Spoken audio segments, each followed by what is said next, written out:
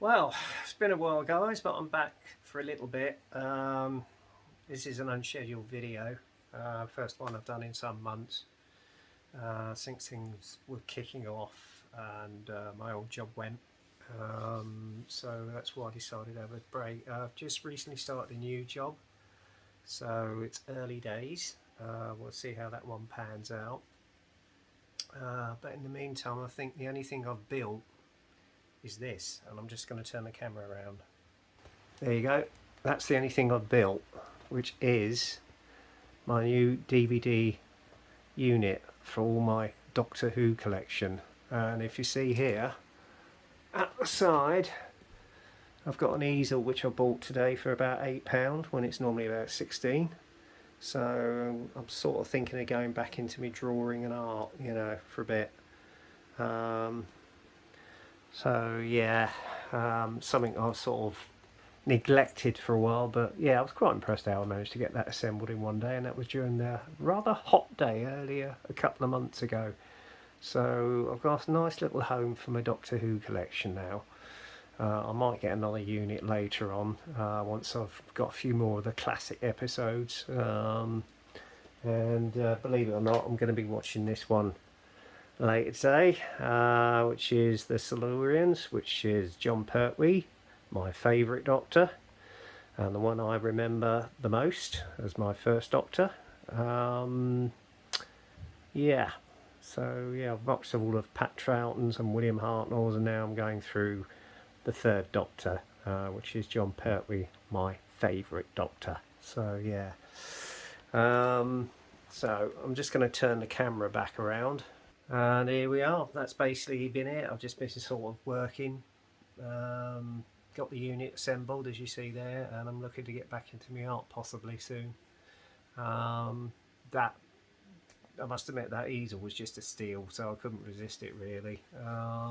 But yeah, I mean, why I'm doing this video is because before I took a break, I forgot to do one of an update of my stash.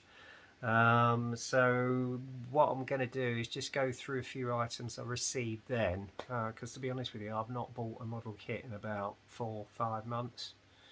So I just thought I'd run through what I last got. And to start it off with is I got a couple of the old 1/16 Tamiya figures. This was the first one. I'd sort of and ahed over this sort of thing, but I thought, well, if I can't do a full-size model, then I might do my hand at figure work. So this might be a start. This is, I think, a World War II German machine gunner in his great coat. So I might find a little sort of winter plinth or something, as though he's out in the Battle of Stalingrad or whatever.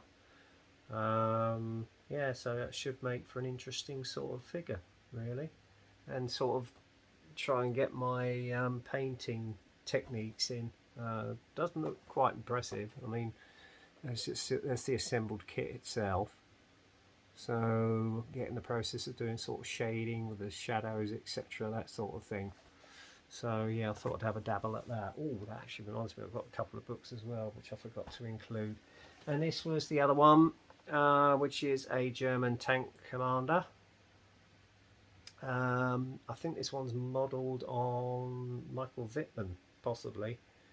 Again, looks quite a nice figure. You've got the option of wearing this sort of style of cap with his black uniform, or that one, which I think was the one that Michael Wittmann was well known for. But yeah, I'll sort of sum it up and see what I think. But that's some time off from now. But also managed to get myself another figure. This is a little resin figure, I think 32mm, and it's from my favourite film, Gladiator. So I don't know if you can see that one. It's all in bits at the moment, but you've got a little mini Colosseum there, and there's his feet, and there's his sculpt of his tunic. And then obviously at the back here, if I can find it, oh, he's got his dagger there as well. Yeah, there you go. You've got the sculpt of Russell Crowe as Maximus.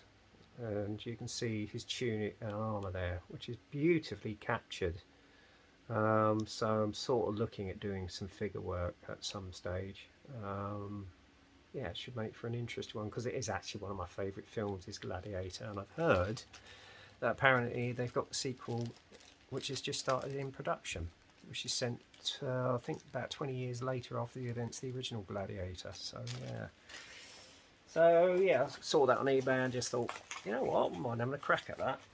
So yeah, so that's that. And then obviously I actually got myself some optimizers. These ones here, I think I got these for about £11 on eBay, or was it Amazon? I think Amazon were doing a deal at the time, so I got myself a set of those for the future. And one of the last kits I actually got in, this is of a well-known cargo sort of freighter aircraft. It was modelled on the old DC-6 or DC-7 of that stablemate, and it's the old ACL-98 car there in the old British Air Ferry scheme. I'm gonna see if I can look up and get any aftermarket on this one. It's in 1/144th, and that'll go with all my old classic airliners, which are actually just stowed in the garage outside with the majority of my stash. So yeah, it should make for a nice little kit, and that was the last kit that actually came in before I lost my job. I've got hair in my mouth. So yeah, and then obviously what I've also done, I got a few of the old vintage classics in of Airfix, and I've got my eye on a Leander class frigate, but these I did sell a load when I obviously lost my job, just to tide myself over for a bit. One of the ones I've not sold was the Airfix HMS Fearless, so I've actually got that in again, because I know these are going to be off the market again soon. These vintage classics, they put them on the market for about a year or two and then they're gone again. So I thought I'd snap that one up, and obviously the other one is HMS Devonshire, the old county class frigates. So yeah, as I say, I've got my eye on the Leander class one. And the other vintage classics I've got, which was recently, I say we're going at a steal for about £9.99 each, is the old Westland Whirlwind. Not one, but two. Now I did have a decal sheet around here, which I got as an aftermarket one, but for the life of me, I don't know where I've to put it. So it's probably in the way somewhere. I've looked through all my decals in my little decal book, but it's not there. So I'm sorry guys, unfortunately I couldn't show you it today. So, but as I say, I've got two of them. One I might do in a later version with a longer nose, and then this one obviously is the earlier variant. So yeah, it is an old classic I've built in the past, long before I did YouTube. It's not a bad little kit. It does need some work on it. I'll probably do the same as I've done on my past project with Wessex, and just scratch build the interior, etc. You know, just to sort of zip it up a little bit, you know, because it's quite a basic kit. A couple of car kits I got in. This one I got for about 18 quid on a deal on Amazon, which is the old VW Beetle 1300 from Tamiya. Does look a nice little kit, that one. I just thought, you know, I wouldn't mind getting a few of their car kits. Just another sort of genre I could probably dip my fingers into. And then the other one, obviously because I like my Porsches, is the old 959, which I got for a steal at 16 quid. So yeah, it does look a nice car, that one.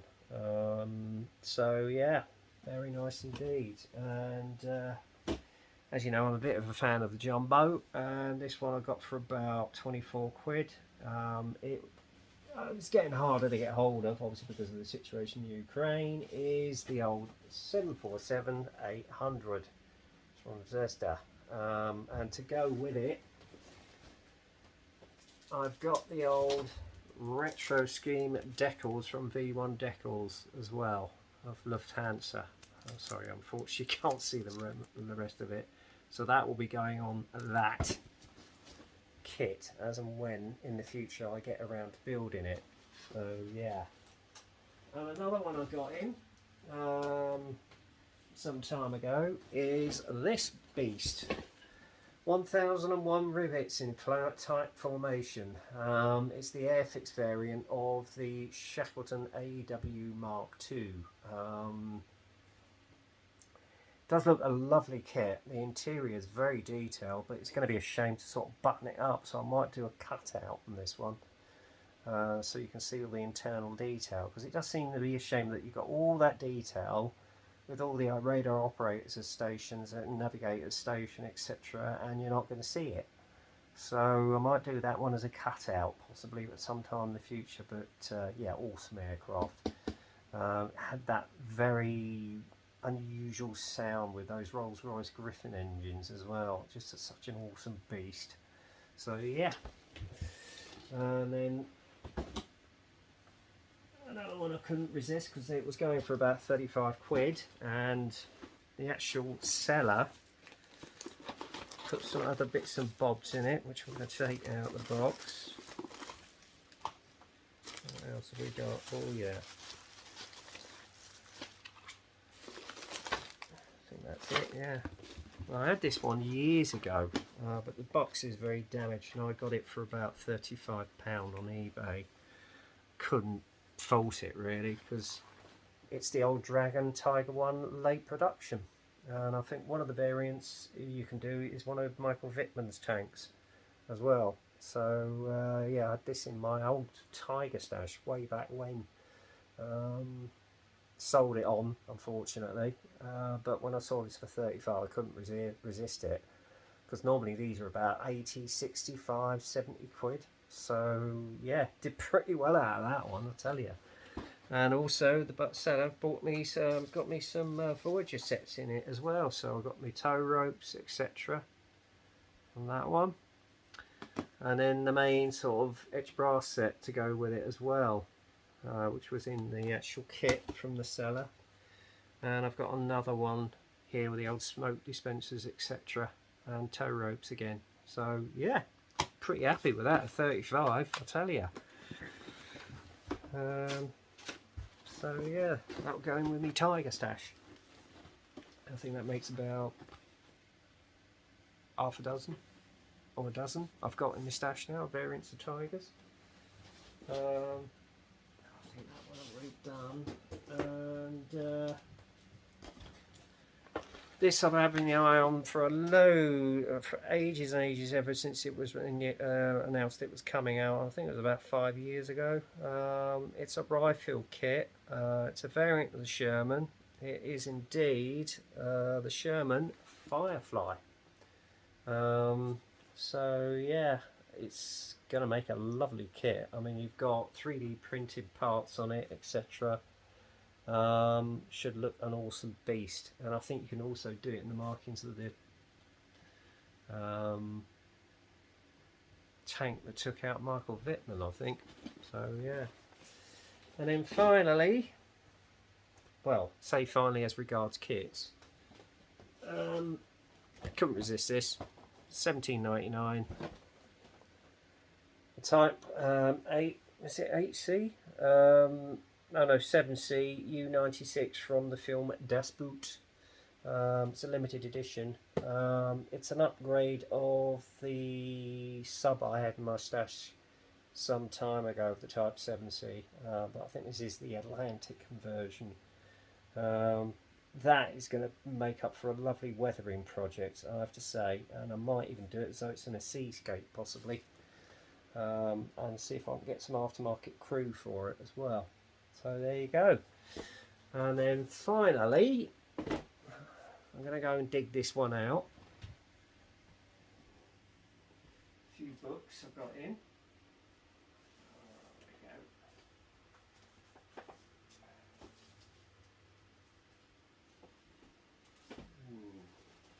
There we go. Sorry, bear with me. That's it. I think that's it.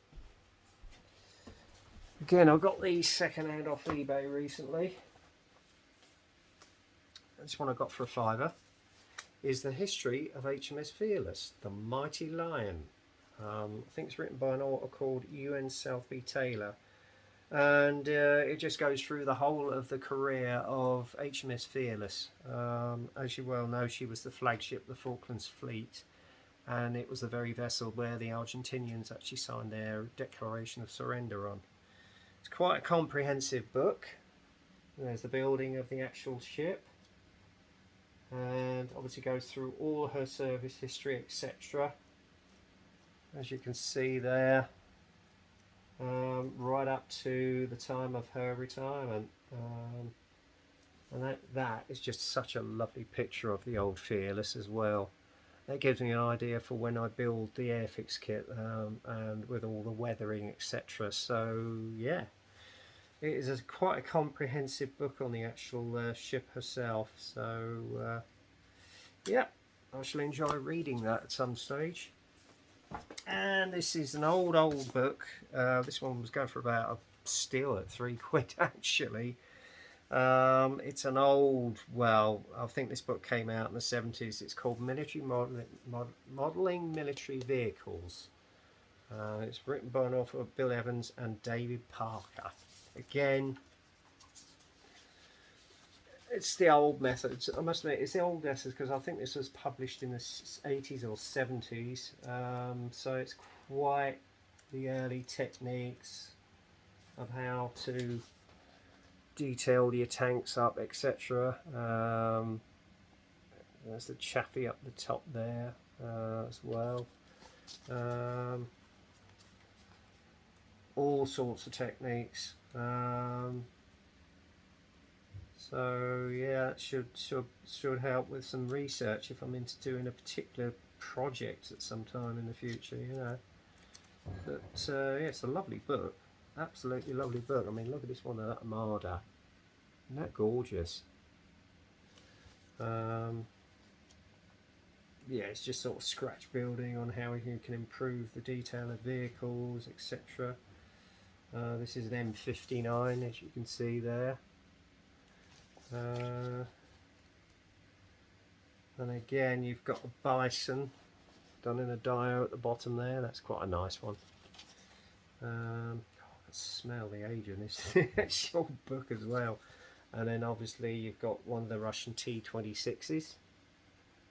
There you go. I mean, these are going back to the time of Shepherd, you know. Now there was a builder, and there was a book on his work somewhere. I'd love to get hold of it.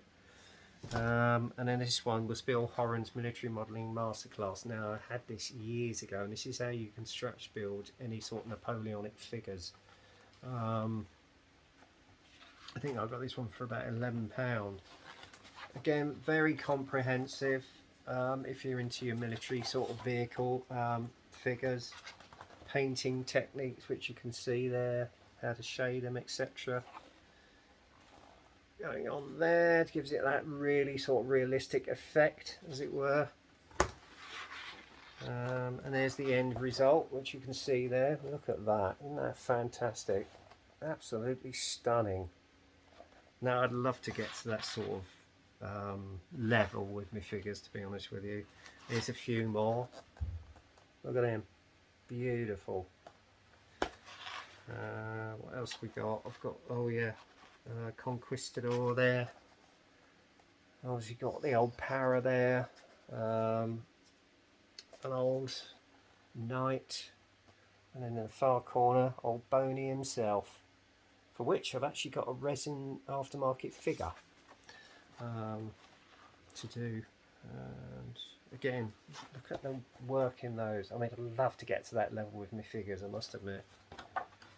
That is just superior, superior quality. I mean, look at those. Absolutely stunning. See if I can find any more. Oh, this is one I like. That one there. Beautiful.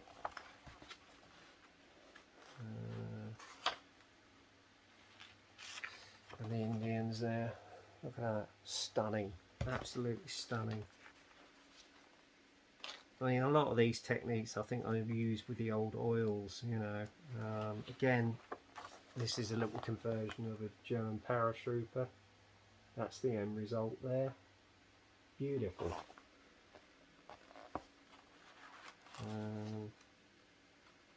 I could show. Oh, and these are beautiful. Look at that. And I used to know somebody who used to sort of major model on Napoleonic figures, and he was just at this sort of standard as well. And then we go on. We got General Lee Grant there. Look at that. The detail in them. Absolutely awesome.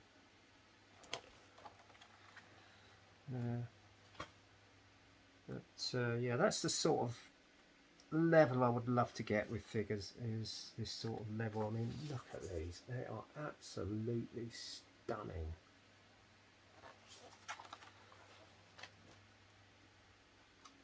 I just, wow, beggars belief. And there's old Nelson. Beautiful figure of Lord Nelson. And then obviously you've got the old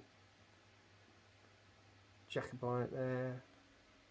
First World War figure from the German army.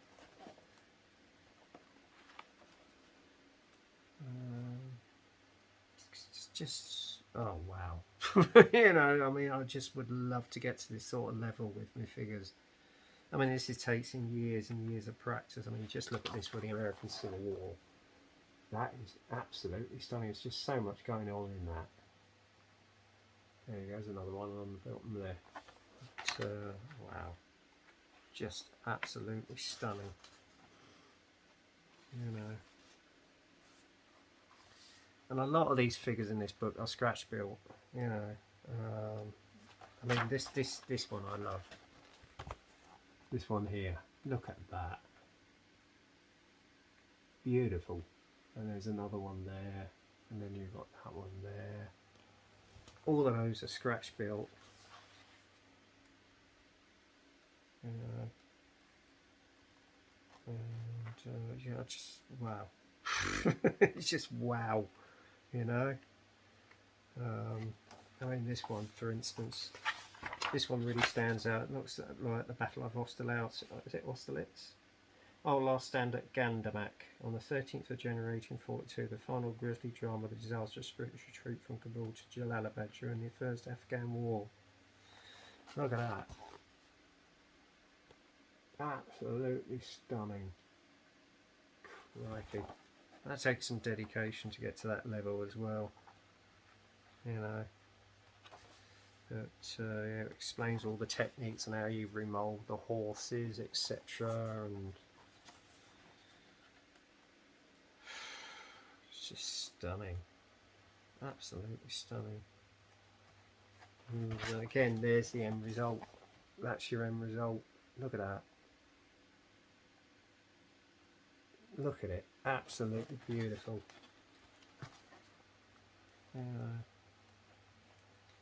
As I say, I had this book years and years ago, but I would, if you can get hold of a copy, I'd fully recommend it. Definitely fully recommend it. And then this is one of Meg Ammo's books, How to Paint World War II German Late Armoured Vehicles. Again, there's some stunning tips in here about all the techniques and the tools that you can use. Pre-shading, toning down, camo, weathering, all sorts of tips on there. It's just stunning. I mean, this is modelled mainly on a late war Tiger II, I think. Have we got the end result here? You know, and how to rust up all the tracks, etc., and just make it look realistic using a pencil. And there's your end result. You know, just stunning, really stunning. But obviously this is, and then obviously got a colour guide here. Now, I'd love to get the Hobby 2000 mouse and do it in that scheme. Yeah, a what if scheme. So yeah, And then finally, just to show you another book I got some time ago. This again was just before I lost my last job. Is this one? It's actually Model Aircraft Extra. This is number 5 on the Harrier. It's a favourite aircraft of mine, and I know a lot of people's. Okay, again, it's just taking you through various photos of the aircraft through the ages, as you can see there. GR9, FA2, AV8A, all the various techniques you can use to actually sort of make the kit look really sort of show-stopping. This is the AV8A. And then obviously you've got the GR9, which is the Edward limited edition one that came out some years ago. And it's done in the old Arctic camo. Again, you've got photographs, you've got the 2-seat kinetic kit. Yeah, please said about that one, because you remember from past experience. That one fought me. It really fought me. And then obviously you've got a little montage of all the T4s, as you can see there. And then there's a little one on the farewell retirement colour scheme of 800 Squadron, Shah 2. And again, that's from the kinetic kit, I think. And there's another one. Which kit one's this one based on? That's the kinetic one as well, in the standards colour scheme. Few sort of walk around shots you've got there, a little planned view in 72nd. And then obviously you've got the AV8B +2 for the Marine Corps, and then the FA2, or FRS1, which I think is Sharkey Ward's aircraft. And obviously there's some footage from the Falklands War, which you can see there. And then obviously got the Arctic colour scheme in the old T2. Again, all the various techniques. AV8A again, this is the little 172nd Airfix kit, which has just been recently reissued. I think it came out the other week. And again, this is the Shah 2 from the kinetic kit. And a Matador from 172nd GR1.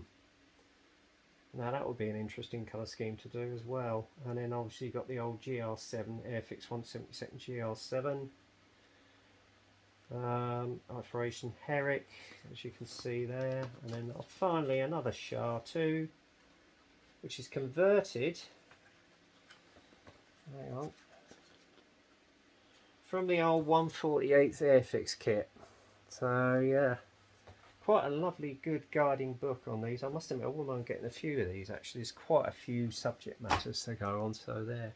So basically, that's it, guys. I just thought I'd give, I know it's been a while, just give you a little sort of quick update on what I last got, which I neglected to do, so I do apologise about that. I don't know when I'm going to do the next video, because obviously I'm just dependent on how the new job works out, etc., and life. But I'm still plodding along, I'm still alive, and there's a few modelers out in the YouTube community who get comments from me, so there you go. Just thought I'd leave it at that really. And well, it's coming up to just over 28 minutes now.